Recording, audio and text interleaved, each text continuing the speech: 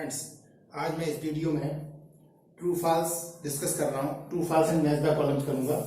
इससे पहले वाली वीडियो में मैंने डिस्कस किया था fill in the blanks.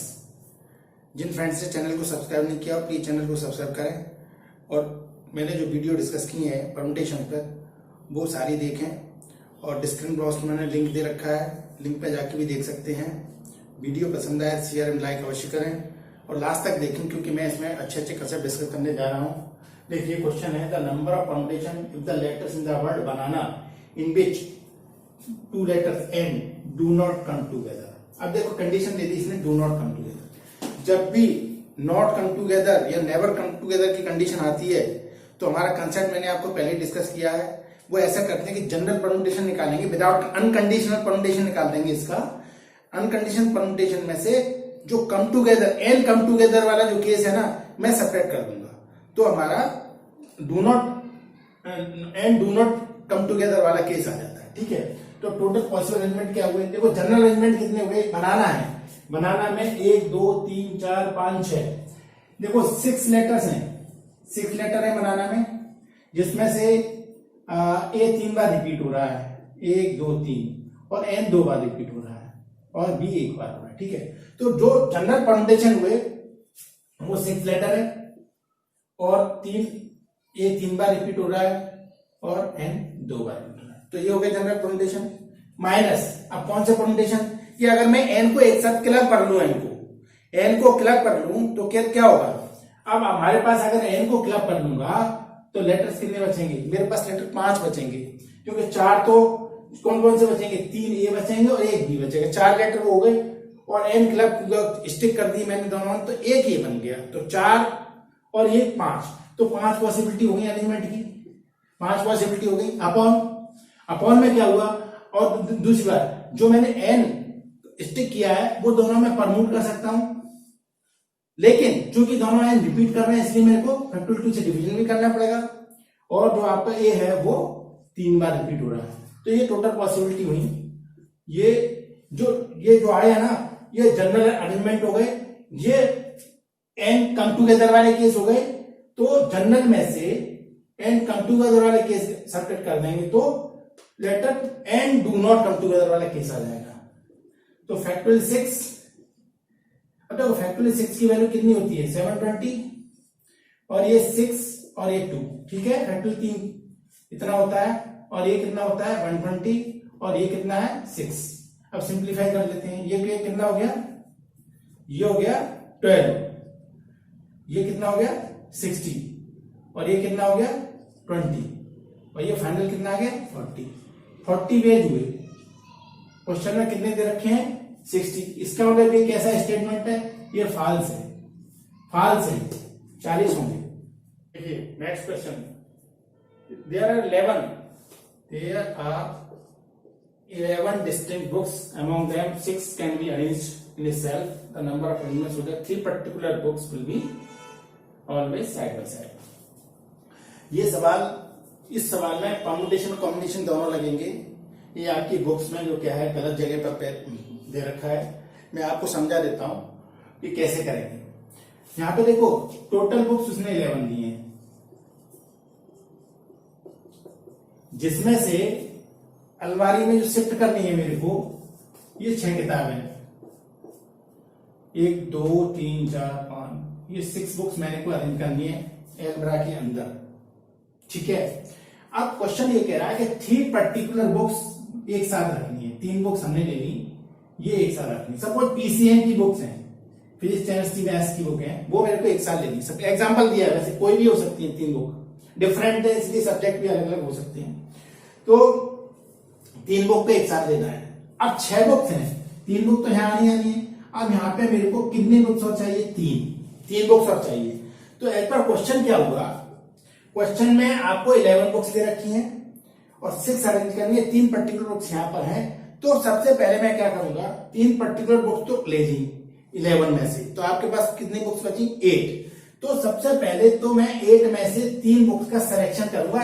Selection के लिए सी आता है, चूज करूंगा, चूज और सिलेक्शन, तो 8C3 आता है, और 8C3 यानी NCR की value factorial n upon factorial r और फैक्टोरियल n माइनस r होती है। जबकि पी की वैल्यू होती है ये, तो हो जाएगी NPR अपॉन फैक्टोरियल R। तो हमारा एक रिलेशन भी याद रखना है कि NPR is equal two factorial R into NCR। ये आगे भी बताया जाएगा, लेकिन इस क्वेश्चन में आया इसलिए समझा रहा हूं। ठीक है, ये आ गया। 8 में से 3 सेलेक्ट कर ली यहाँ पर। अब क्या हुआ, 3 सेलेक्ट की, इसमें से 3 बुक को एक लेना है और 3 बुक को डिफरेंट बुक्स हैं।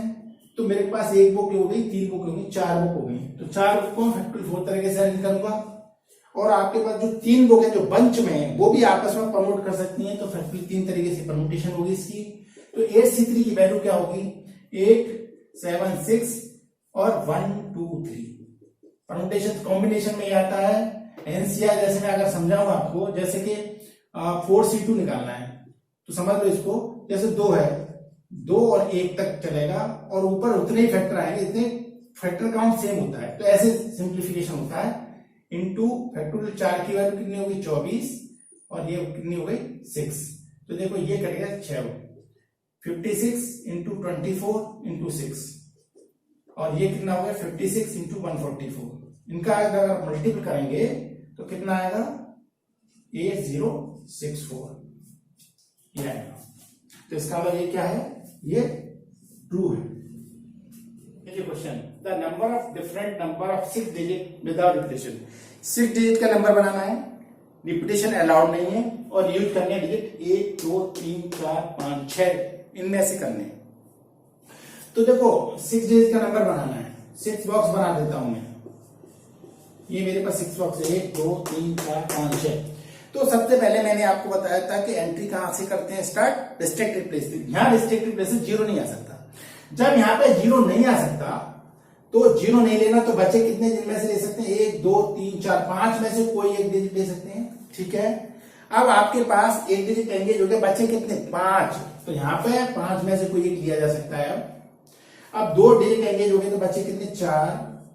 अब बच्चे कितने, 3। अब बच्चे कितने, 2। अब बच्चे कितने, 1, क्योंकि रिपीटेशन अलाउड नहीं है। तो by multiplication theorem total possible arrangement या बेस कितने हो गए, total possible ways, possible digits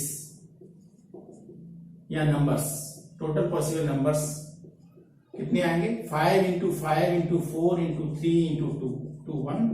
तो देखो 5 इंटू ये कितना होता है, ये होता है 120, और ये क्या 600, और इसने दे रखा है 120। तो ये क्या है, ये हमारा फॉल्स है, फॉल्स है, 600 आएगा।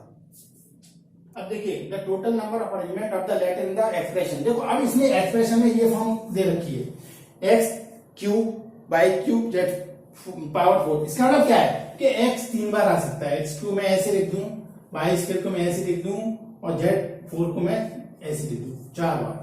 तो अब क्या होगा, इसका मतलब यह है कि कितने लेटर्स हैं ये, 3 और 2, 5, 5 और 4, 9। टोटल मेरे पास 9 लेटर्स हैं।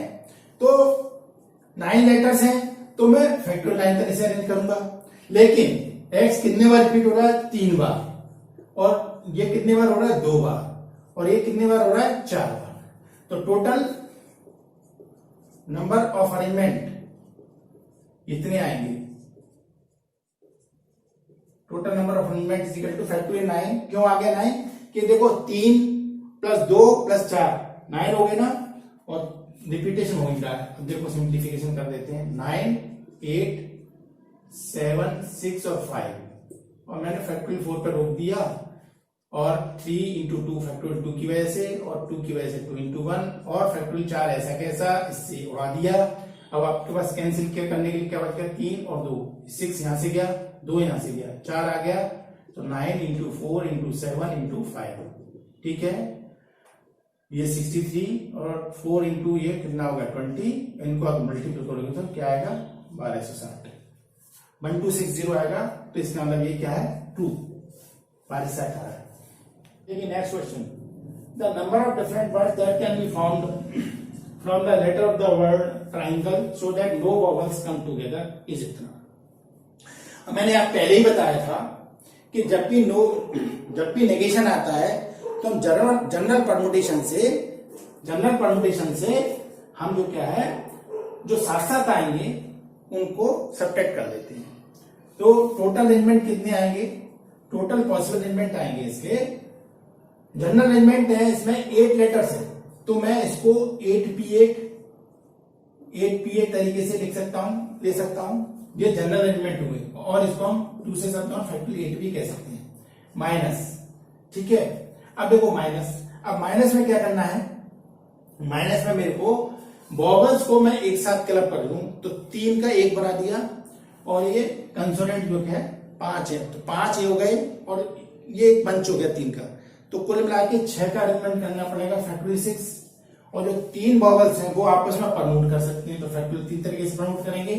तो 8p8 की जगह मैंने ऐसे लिखा, फैक्टोरियल 6 इंटू फैक्टोरियल 3, फैक्टोरियल 8 को ओपन कर लेते हैं, 8 into 7 into factorial 6 minus factorial 6, और फैक्टोरियल 3 को हम 6 कह सकते हैं। तो यहां से फैक्टोरियल 6 कॉमन 56 हो गया, और माइनस 6 हो गया, 8 7 या 56। यहां से फैक्टोरियल 6 की वैल्यू होती है 120, और ये हो गया 50। फैक्टोरियल 6 की वैल्यू होती है 720, और ये 50 हो गया। अब इनका अगर मल्टीपल करा जाए तो देखो 5 10, ये 36,000 आएगा, जो कि बिल्कुल करेक्ट है। तो ये ट्रू है, ट्रू है इसका। अब देखिए मैथ का कॉलम दे रखा है, इसमें जो है इसमें कॉम्बिनेशन भी डाल रखा है, कॉम्बिनेशन में आगे डिस्कस करूंगा तो और क्लियर हो जाएगा। अब जैसे इसने रखा है एनसीआर प्लस एनसीआर माइनस 1, ये फॉर्मूला है, ये सीधा सीधा फॉर्मूला है जो आपको याद रखना है कि एनसीआर प्लस एनसीआर माइनस 1 की वैल्यू n+1 होती है। This is the formula, you have to remember this, है ना। मैं आगे डिस्कस करूंगा इसको। तो अब देखो इसका मतलब क्या हो गया, n+1 ये आ गया इसके लिए, ठीक। अगला कह रहा है फैक्टोरियल 0। मैंने फैक्टोरियल 0 का आपको समझाया, फैक्टोरियल 0 की वैल्यू कितनी आती है, 1 होती है। ये भी आपको मालूम है कि फैक्टोरियल 0 की वैल्यू 1 आती है। अब देखो ये एनसीआर और पीआर का रिलेशन मैंने आपको अभी बता के चुका हूं। फैक्टोरियल एनपीआर होता है ये और n-r, और एनसीआर याद रखना है, अभी भी बताया था मैंने लास्ट में, ये होता है, ठीक है, ये होता है। अब देखो ये क्या है, what is this, this is the NPR.